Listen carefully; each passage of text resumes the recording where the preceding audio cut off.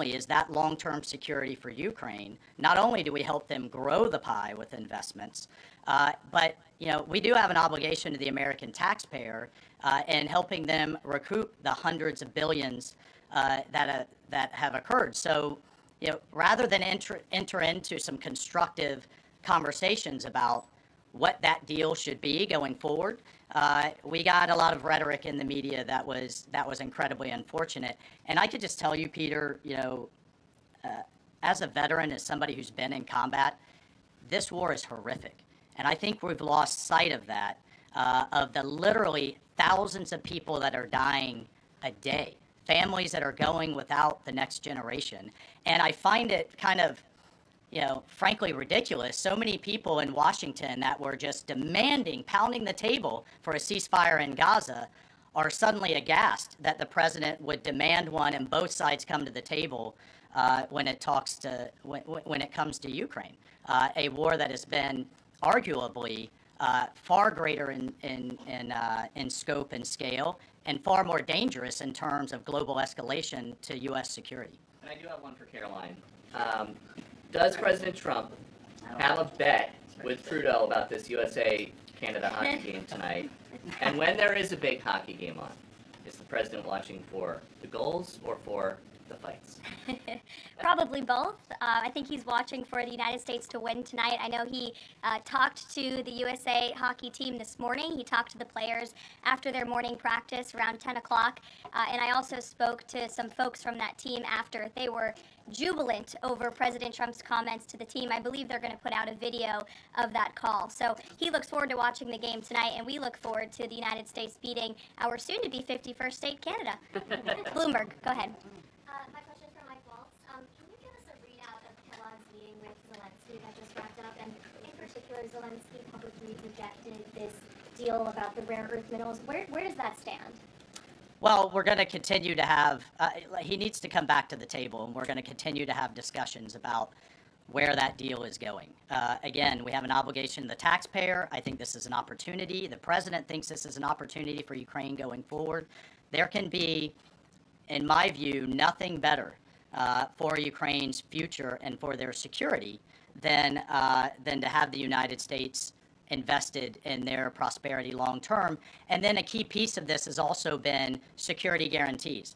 Look, the reality that we're talking about here is it in Ukraine's interest? Is it in Europe's interest? It certainly isn't in Russia's interest or in the American people's interest for this war to grind on forever and ever and ever. So a key part of his conversation was helping President Zelensky understand this war needs to come to an end. This kind of open-ended mantra that we've had under the Biden administration, that's over. And I think a lot of people are having a hard time accepting that. And then the other piece is there's been discussions from Prime Minister Starmer and also President Macron about European-led security guarantees. We welcome that. We've been asking Europe to step up and secure its own prosperity, safety, and security. So we certainly welcome that, and we certainly welcome more European assistance. As I told my counterparts, come to the table with more if you want a bigger seat at the table.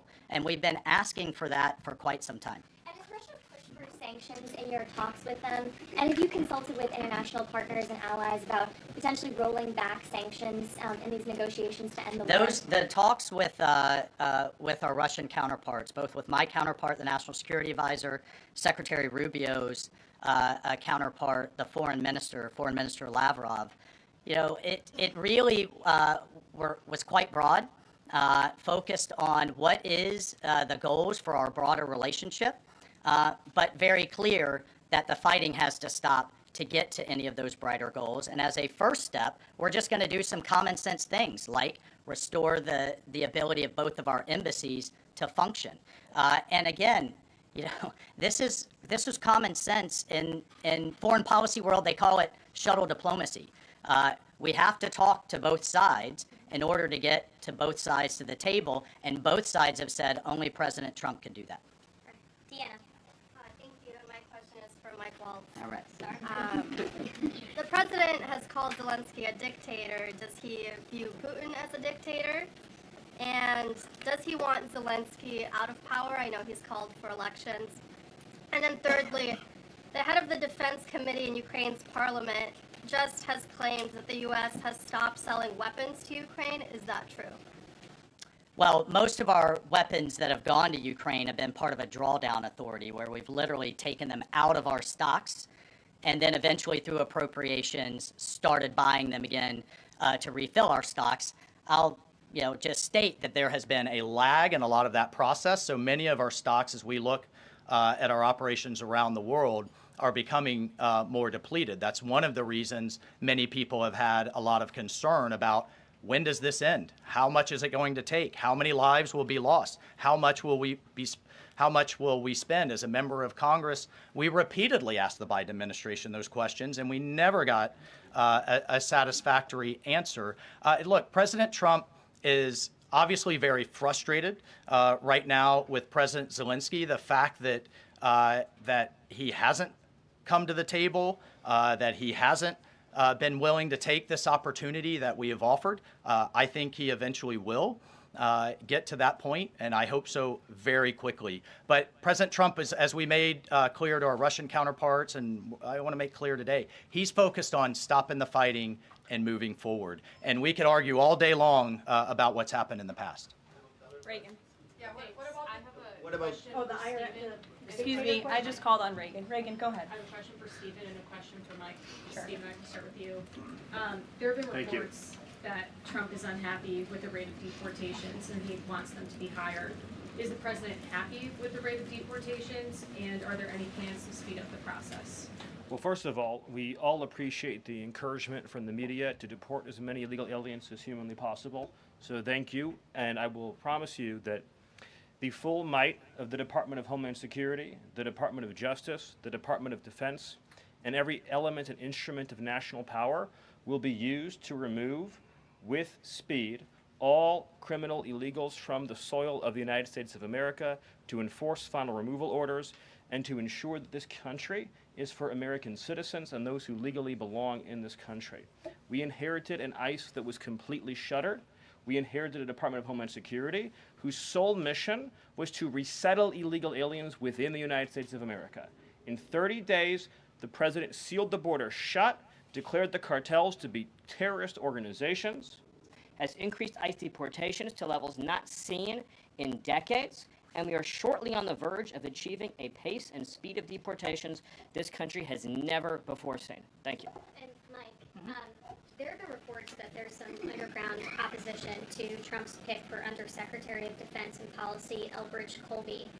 Have you or anyone from the administration been personally lobbying senators to support Elbridge Colby? Look, I've worked with Colby in the past. He has the president's full support to be the Undersecretary of Policy, which will be a critical policy arm for Secretary Hegseth going forward that will implement a lot of these policies. And really, that's been to the extent of it. I think there's been a lot of kind of, breathless, I don't know, back and forth in the press, but we're full speed ahead to get the president's team in place so we can implement his America First policy. Thank you. Mike has spoken pretty extensively. Does anybody have questions for Stephen or for Mr. Hassett? Nobody wants to talk about the economy? Sure. IRS? Okay, go ahead. This would be for either one of you. So we reported, several other outlets have reported that about 3,500 people are due to be lose their jobs at the IRS by the end of the week. If the goal of these spending cuts across the federal government has been to reduce the debt, why impose some of the deepest cuts we've seen so far at the agency responsible for raising revenue for the federal government? Well, I think our objective is to make sure that the employees that we pay are being productive and effective. And there are many, more than 100,000 people working to collect taxes, and not all of them are fully occupied. And the Treasury Secretary is studying the matter and feels like 3,500 is a small number, and probably can get bigger, especially as we improve the IT at the IRS. And so I think that it's absolutely something that is on the table for good reasons. And the point is that don't just talk about the IRS, talk about all of government. that there are so many places. I live in D.C. You maybe live in D.C. where nobody's going to the buildings. People aren't commuting because nobody's doing their job. We look back and we see that there are all these people doing 2 jobs. While they're getting a government payroll on the payroll. So the point is we're fixing that, and the IRS is a small part of that picture. So you're saying that everybody who's being let go was doing a bad job? I'm saying that we're studying every agency and deciding who to let go and why. And we're doing so very rationally with a lot of support from analysis. Because we're being told by a lot of people who have been let go at other agencies that they were told they were being dismissed because of poor performance, when in some cases they haven't even had a performance review yet because they've only been on the job a couple of months. Yeah, I've never seen a person who was laid off for poor performance say that they were performing poorly. Okay. Karoline? Good point. Sure, Caitlin. I have a question. I'll start with you, Kevin Hassett. Okay. Thank you for being here. And then I've got a question for Mr. Waltz. On these potential checks that you might send out from Doge, is there a concern as you're thinking through this that they could be inflationary? Oh, absolutely not, because imagine if we don't spend government money and we give it back to people, then if they spend it all, then you're even.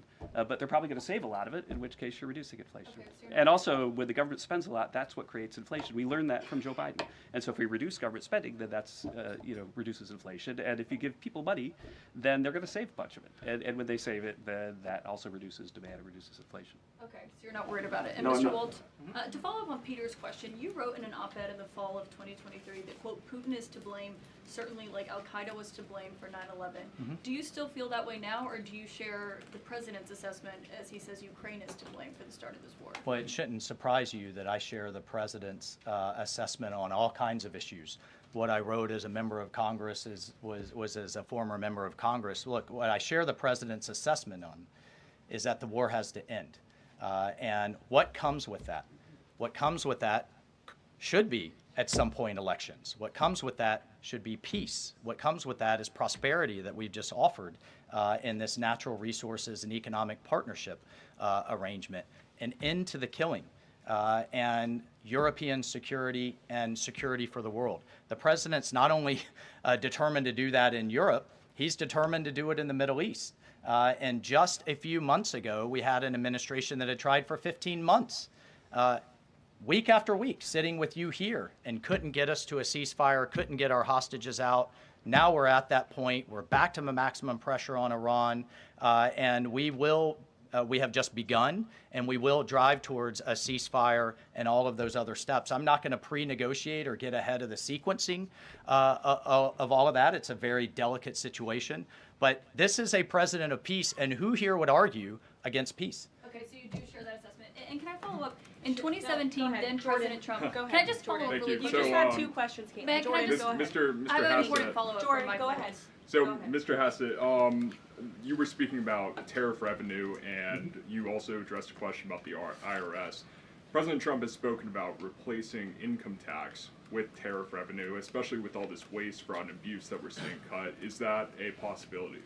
Absolutely, and in fact, if you think about the China tariff revenue that we're estimating is coming in from the 10% that we just added, plus the de minimis thing, that it's between $500 billion and $1 trillion over 10 years is our estimate.